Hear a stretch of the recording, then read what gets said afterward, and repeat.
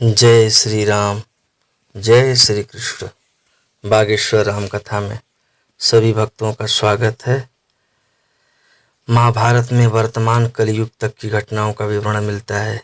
इसी युग के प्रारंभ में आज से लगभग 5000 वर्ष पूर्व भगवान श्री कृष्ण ने अपने मित्र तथा भक्त अर्जुन को भगवत गीता सुनाई थी। उनकी यह वार्ता, जो मानव इतिहास की सबसे महान दार्शनिक तथा धार्मिक वार्ता है, उस महायुद्ध के शुभारंभ के पूर्व हुई, जो धृतराष्ट्र के 100 पुत्रों तथा उनके चचेरे भाई पांडवों के मध्य होने वाला था। धृतराष्ट्र तथा पांडु भाई भाई थे, जिनका जन्म पूर्व वंश में हुआ था और जो राजा भरत के वंशज थे, जिनके नाम पर ही महाभारत नाम पड़ा। चूंकि बड़ा भाई धृतराष्ट्र जन्म से अंधा था, इसलिए राज सिंहासन उसे न मिलकर उनके छोटे भाई पांडु को मिला। पांडु की मृत्यु बहुत ही कम आयु में ही हो गई, इसलिए उसके 5 पुत्र युधिष्ठिर, भीम, अर्जुन, नकुल तथा सहदेव धृतराष्ट्र की देखरेख में रख दिए गए, क्योंकि उसे कुछ काल के लिए राजा बना दिया गया था। इस तरह धृतराष्ट्र तथा पांडु के पुत्र एक ही राजमहल में बड़े हुए। दोनों ही को गुरु द्रोण तथा सैन्य कला का प्रशिक्षण दिया गया और पूज्य भीष्म पितामह उन्हें सलाह देते रहते थे। इतने पर भी धृतराष्ट्र का सबसे बड़ा पुत्र दुर्योधन पांडवों से घृणा और ईर्ष्या करता था और अंधा तथा दुर्बल हृदय धृतराष्ट्र पांडु पुत्रों के बजाय अपने पुत्रों को राज्य का उत्तराधिकारी बनाना चाहता था। इस तरह धृतराष्ट्र के परामर्श से दुर्योधन ने पांडु के युवा पुत्रों को जान से मार डालने का षड्यंत्र रचा। 5 पांडव अपने चाचा विदुर तथा अपने ममेरे भाई कृष्ण के संरक्षण में रहने के कारण अपने प्राणों की रक्षा करते रहते थे। कृष्ण कोई सामान्य व्यक्ति नहीं, अपितु साक्षात परमेश्वर हैं, जिन्होंने इस धरा धाम में अवतार लिया था और अब एक राजकुमार की भूमिका अदा कर रहे थे। वे पांडु की पत्नी कुंती या पृथा के भतीजे थे। इस तरह संबंधी के रूप में तथा धर्म के पालक होने के कारण वे पांडु पुत्रों का पक्ष लेते रहे और उनकी रक्षा करते रहे।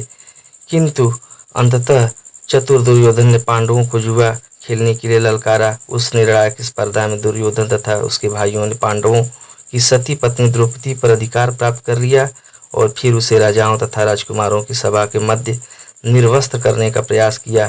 कृष्ण के दैवी हस्तक्षेप से उसकी रक्षा हो सकी, किंतु जुए में हार जाने के कारण पांडवों को अपने राज्य से हाथ धोना पड़ा और 13 वर्ष वनवास के लिए जाना पड़ा। वनवास से लौटकर पांडवों ने दुर्योधन से अपना राज्य मांगा, किंतु उसे देने से इनकार कर दिया। 5 पांडवों ने अंत में अपना पूरा राज्य न मांगकर केवल 5 गांवों की मांग रखी, किंतु दुर्योधन सुई की नोक भर भी भूमि देने के लिए राजी नहीं हुआ। अभी तक तो पांडव सहनशील बने रहे, लेकिन अब उनके लिए यह युद्ध करना अवश्यंभावी हो गया। विश्व भर के राजकुमारों में से कुछ धृतराष्ट्र के पुत्रों के पक्ष में थे तो कुछ पांडवों के पक्ष में। उस समय कृष्ण पांडु पुत्रों के संदेशवाहक बनकर शांति की याचना के लिए धृतराष्ट्र के दरबार में गए।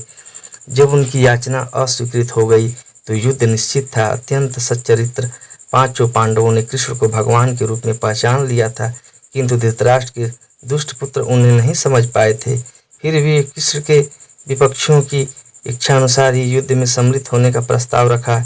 ईश्वर के रूप में वे युद्ध नहीं कर सकते थे, किंतु जो भी उनकी सेना का उपयोग करना चाहे कर सकता था। राजनीति में कुशल दुर्योधन ने कृष्ण की सेना झपट ली, जबकि पांडवों ने कृष्ण को लिया। इस प्रकार कृष्ण अर्जुन के सारथी बने और उन्होंने उस सुप्रसिद्ध धनुर्धर का रथ हाँकना स्वीकार किया। इस तरह हम उस बिंदु तक पहुंच जाते हैं जहां से भगवत गीता का शुभारंभ होता है। दोनों ओर की सेना युद्ध के लिए तैयार खड़ी है और धृतराष्ट्र अपने सचिव संजय से पूछ रहा है कि उन सेनाओं ने क्या किया। इस तरह सारी पृष्ठभूमि तैयार है। आवश्यकता है केवल इस अनुवाद तथा भाष्य के विषय में संक्षिप्त टिप्पणी की। भगवद गीता के अंग्रेजी अनुवादकों ने यह समान प्रवृत्ति पाई जाती है कि वे अपनी विचारधारा तथा दर्शन को स्थान देने के लिए कृष्ण को ताक पर रख देते हैं। वे महाभारत के इतिहास को पौराणिक कथा मानकर कृष्ण को निमित्त बनाते हैं। किसी अज्ञात प्रतिभाशाली व्यक्ति के विचारों को पद्य रूप में प्रस्तुत करने का, या फिर बहुत हुआ तो कृष्ण को एक गौण ऐतिहासिक पुरुष बना दिया जाता है। किंतु साक्षात कृष्ण भगवत गीता के लक्ष्य तथा विषय वस्तु दोनों है।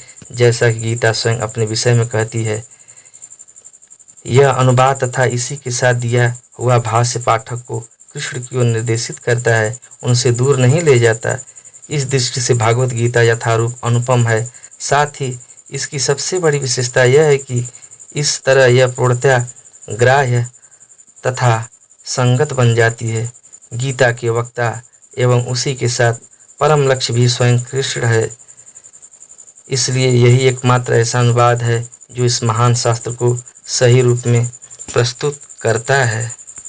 यदा यदा हि धर्मस्य ग्लानिर्भवति भारत अभ्युत्थानम् अधर्मस्य तदात्मानं सृजाम्यहम्। इसीलिए अर्जुन स्वयं महाभारत में कहते हैं, परम ब्रह्म परम धाम पवित्रम परम भवान पुरुषम शाश्वतम दिव्यमादिदेवमजं विभुम आहु सत्त्वामृषय सर्वे देवर्षि नारदस्तथा असितो देवलो व्यास स्वयं चैव ब्रवीषि मे सर्वमेतदिदं मन्ये यन्मया वदसि केशवः न हि ते भगवन् व्यक्ति विदुर्देवा न दानवा।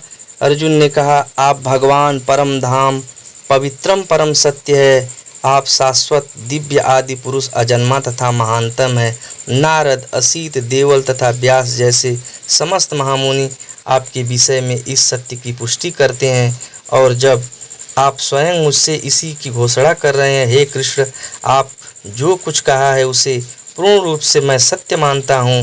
हे प्रभु, न तो देवता न असुर ही आपके व्यक्तित्व को समझ सकते हैं।